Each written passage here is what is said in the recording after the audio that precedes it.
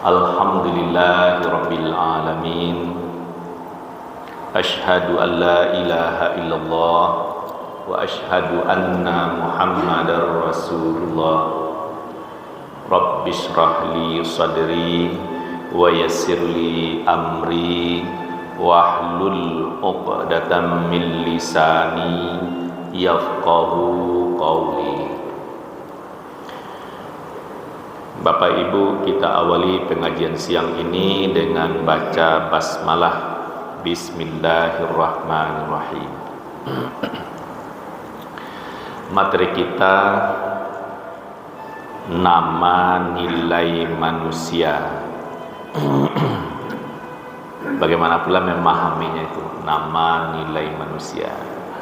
Nilainya itu namanya seperti apa?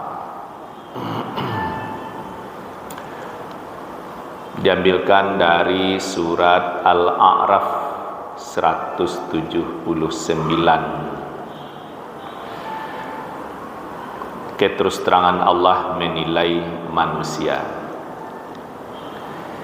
A'udzu billahi minasyaitonir rajim. Bismillahirrahmanirrahim.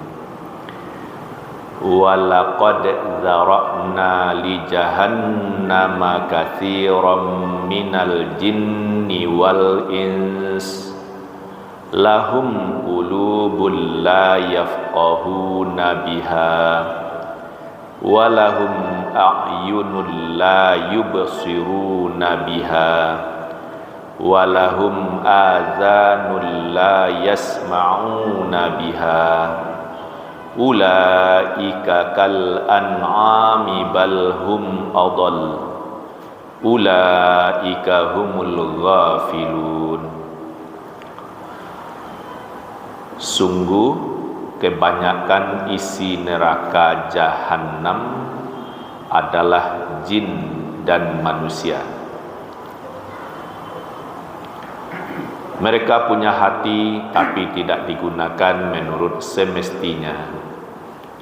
Mereka punya mata tapi tidak digunakan untuk melihat apa yang diinginkan Allah. Mereka punya telinga tapi tidak digunakan mendengar ayat Allah, seruan kebaikan. Mereka itu seumpama atau seperti binatang ternak, bahkan lebih sesat, karena mereka adalah orang yang lalai. Memahami ayat ini tentu kita sangat berhati-hati. Mengatakan orang binatang tidak boleh, mengatakan orang sebutlah babi kah, anjing, tidak boleh. Tapi bagaimana bisa masuk paham itu?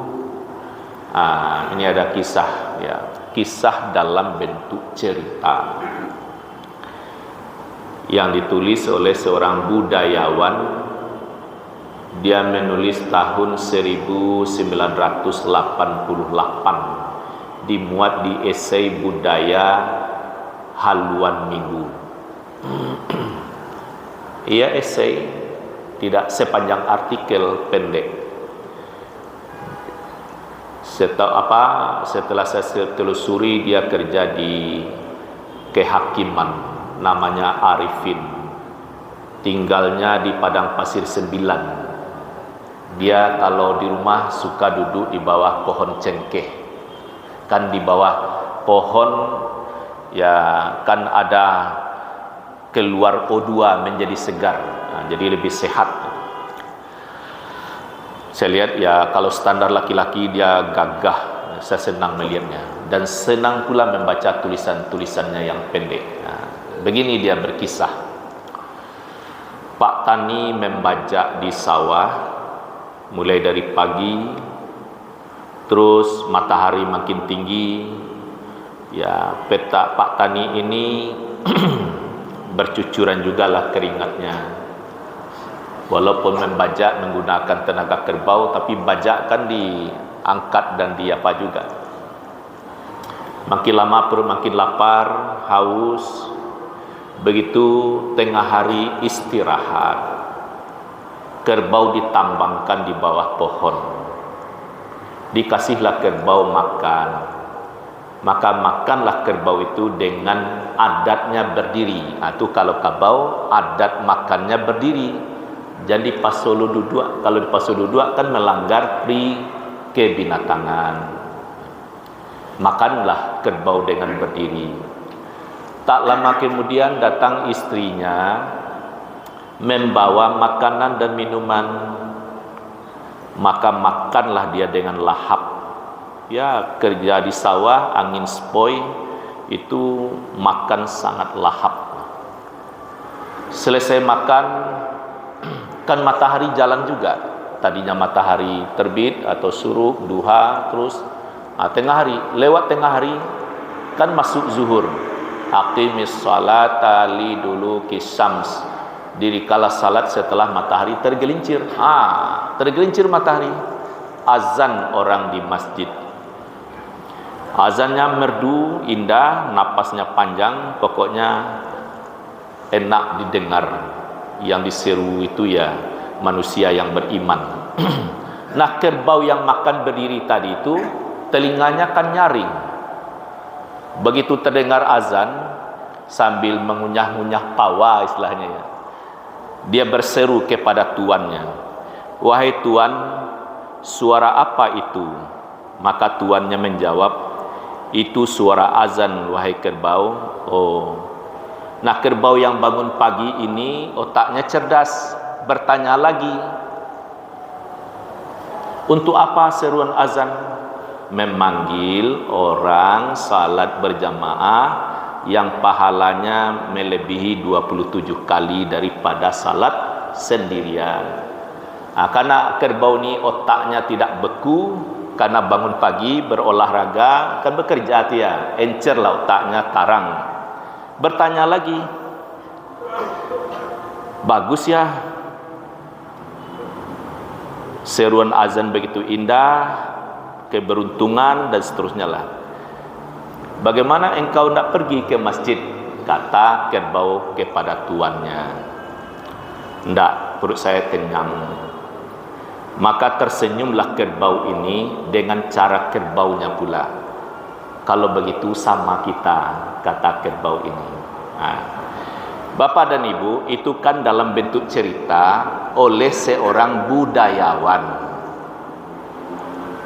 Tidak boleh mengatakan orang kerbau, tapi kerbau harus diketahui kerbau itu tidak salat. Itu yang apa? Tapi mengatakan orang mendekati apa saja tidak boleh. Tapi isyarat dalam Al-Quran ini dia. Siapa yang lalai dengan potensinya sebagai hamba Allah dan khalifah di muka bumi, dia itu dinilai seumpama binatang ternak. Seumpama, bukan binatang dia. Seumpama. Bahkan ya lebih rendah pula nilainya. Disebut balhum adal. Kok bisa? Karena lalai dengan potensi dirinya. Gagah lai, elok lai, 2 tambah 2 tahu nyampe, baik buruk dia tahu, tapi tidak digunakan dirinya sebagai hamba Allah, tapi bisa saja dia menjadi hamba nafsu, hamba kelalaian, atau hamba hawa dirinya sendiri. Bahkan nak salat sedang warna elok misalnya. Macam-macam mungkin jawaban. Nah, dari kisah ini apa yang bisa kita ambil? Begitulah orang yang bijak memberi pesan, tidak menyinggung seseorang, tapi dengan cerita atau ya bentuk kisah, karena tidak pusing pula memahami. Mungkin itu pula lah yang dilakukan oleh nenek moyang kita dulu. Saya tidak tahu siapa pencetus cerita maling kundang. Berdurhaka pada orang tua kan tidak boleh, tapi kalau disebut menurut ayat, menurut hadis, tidak boleh begini-begini, tidak masuk. Tapi dibuat kisah maling kundang sedemikian elok sehingga menyentuh. Itu contoh budayawan mendidik rakyat dengan cerita. Kadang-kadang cerita rakyat, kadang-kadang tidak pula cocok dengan nilai akidah. Itu tinggal lagi kita menyaringnya. Tidak semuanya bisa diterima begitu. Tapi tujuan ada pesan moral dengan seni budaya itu ya bagus. Jadi di Muhammadiyah ada majelis seni budaya dan olahraga. Jadi bagaimana pengembangan seni ya harus dikawal, karena semua kita ini sebenarnya butuh seni. Demikian Bapak Ibu, billahi taufik wal hidayah. Assalamualaikum warahmatullahi wabarakatuh.